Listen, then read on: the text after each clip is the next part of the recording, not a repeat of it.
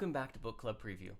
I'm Michael, and today we're looking at a new book, The Swiss Family Robinson, Chapter 1. And I've got to say, just from Chapter 1, I am already excited to be jumping into this book. This author has such a unique way of writing, and this is a very old book, so it comes from a very old style of writing, it's just very refreshing to me. I fell right into the book in the first few pages. So it starts off with, man, everything is lost. The ship has been in a storm for 6 days. They have no idea where they are. I mean, it's been going up and down and storm, and things are looking bad. But in the midst of this terrible situation, this Robinson family is together, and they pray and they say, hey, look, man, we trust God's going to take care of us. And even if he doesn't, man, we'll be hanging out with him in heaven. So it's going to be okay. And, even though the family, especially the father and the mom, are scared, they can kind of bring peace to the children. We're at top. The sailors are like, oh, please, God, if we survive this, I'll never say a bad word in my life, or I'll never do anything bad ever again. Like, they're just promising, whatever they can. Well,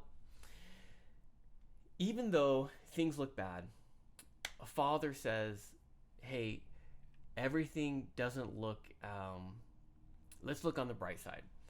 And on the seventh night, I believe, the storm is really bad. There's a crash. The ship crashes into some rocks. Father goes out and he looks around, and everyone's like taking the lifeboats and jumping off the boat. And there's no boat left for the Robinson family. And he goes back down to see his family, and he says, hey, guys, good news. Our part of the boat is stuck in between these rocks, and we're safe.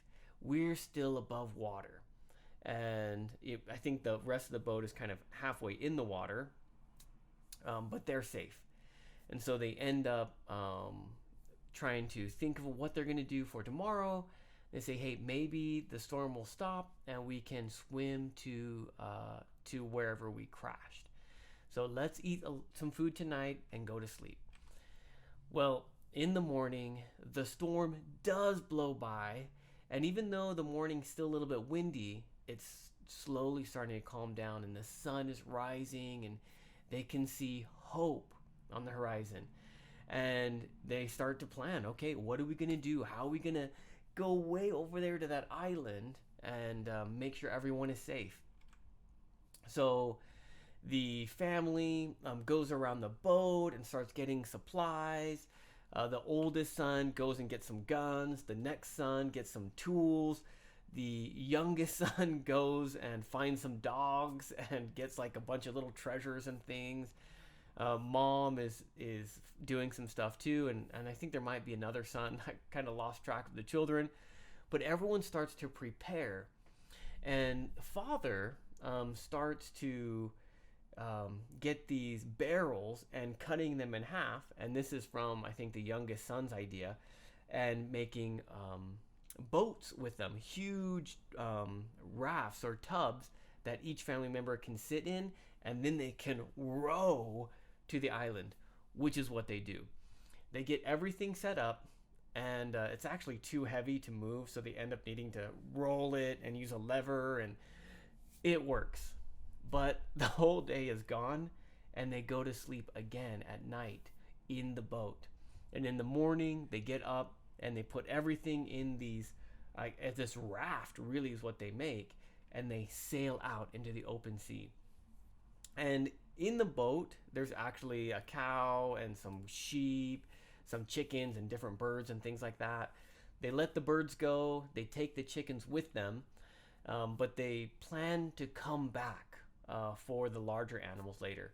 And these two dogs, they're mastiffs. They're these really big kind of hunting dogs. You can Google a picture of them. They end up jumping in the water and swimming along the raft because they don't want to be left behind on the boat and be lonely.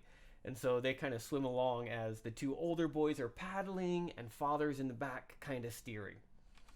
Well, eventually they make it to dry land, and there's a pretty cool point in here where they're trying to see, well, what would be the best way to get to the island, because where they're looking, it just looks like a cliff, and it does not look good.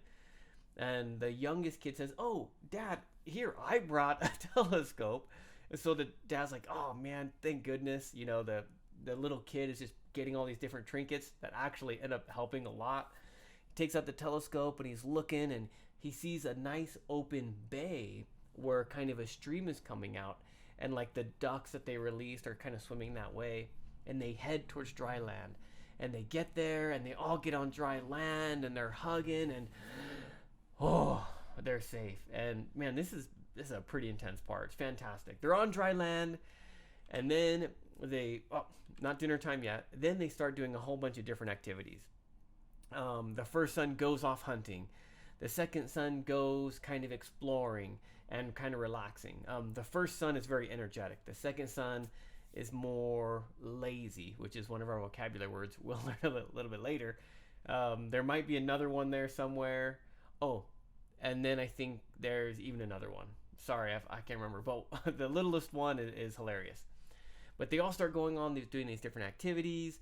They build a tent and they build a fire pit, and Mom starts to cook some soup. So everything's going on. Father is trying to pull some extra things onto the land. He hears his son yelling for help, help, help. And he's running. He's excited. What's happening to my son? And there's this huge lobster with its claws clenched around his youngest. I think he's, I can't remember, 3 years old, 5 years old, his leg. And he's like, ah! And this lobster's hanging on him. So the father gets the lobster, and Mom, I think, ends up cooking it later in a different meal for him. There's a lot of different things I can talk about. One thing that has been so cool is in this story so far, the father has this really strong, loving presence to where the energetic son, Fritz, I believe, he has kind of a hot temper, and the father is encouraging, but he's also very corrective. And to the youngest son and to the middle son, and he's very loving towards his wife. And there's different events, like with this lobster, the littlest son grabs a rock and he's angry and he's hitting the lobster. And the father's like, "Hey son, I get you're angry, but hitting out of anger is not good. Defending yourself is one thing, but using your anger to hurt something, and that is not good in any way." And so he has these little nuggets all throughout this chapter of teaching. This is a great book to read. I'm planning to read this with my daughter because I think it's so fantastic now. Even after just reading the first chapter, I can see why this is such a classic. Let's go into some vocabulary. Tempest. Tempest tossed, okay? Tempest is a storm, so they're tossed in the storm. Conjecture is like a guess, like no guess, no thought could figure out where we might be in the ocean. Incessant, non-stop, does not stop. Ludicrous, unbelievable, or so unbelievable you laugh. That's actually ludicrous. Confiding is kind of sharing these deep secrets. And I think Fritz, as he's praying, he just starts praying freely, passionately, like no one's there or no one's listening to him. And his father's like, well, okay, that was a little intense, but I'm glad to hear my son confiding his deep hearts to God in prayer. Betokened is like a promised or pledged. Entreaties is request. Please don't leave us. Stop. Let us get in the boat. Okay, these entreaties, these requests, these pleas. Composure is control. The father's pretty shaken up, but he tries to control himself. Must not settle. In this case, we must not tell God what he should do. We should not plan for God what he should do. Destitute is poor, having nothing, worthless. A few more vocabulary words here. Bestir is to move. You have to arouse, move yourself. Contrive is to think. Procure is to grab, to gather. And they're going around the boat procuring supplies. Gallant, their gallant raft, noble, brave, strong raft. Berth is their bed, so they go back to their beds, or think of a boat, the kind of boats in a bed, or maybe inside the wall. This is a berth. Indolent, I actually had to look this one up, but this is like lazy, which is the second son. Tedious is repetitive, continuing over and over and over again. Provisions, they've used this word a few times in the book, but provision is like food, supplies. I think the last one here is erect, which is to raise. So they get like a pole and they erect their tent, I believe. Oh, one more. Agouti, which is a kind of animal. Fritz thinks it's a pig, but it's more of like a big guinea pig. Okay, they're kind of really cool rodents. This is a great picture also to Google and just do an image search. Really cool creatures, but the son shoots one and catches one and brings it home to eat, which the dogs try to eat too, and the son gets really angry, and there's another teaching moment there. But my discussion question for you: if you were on the boat and your father was like, okay guys, we got to get some things and get some supplies to go to the island, what would be the first thing you grabbed off the ship? Right?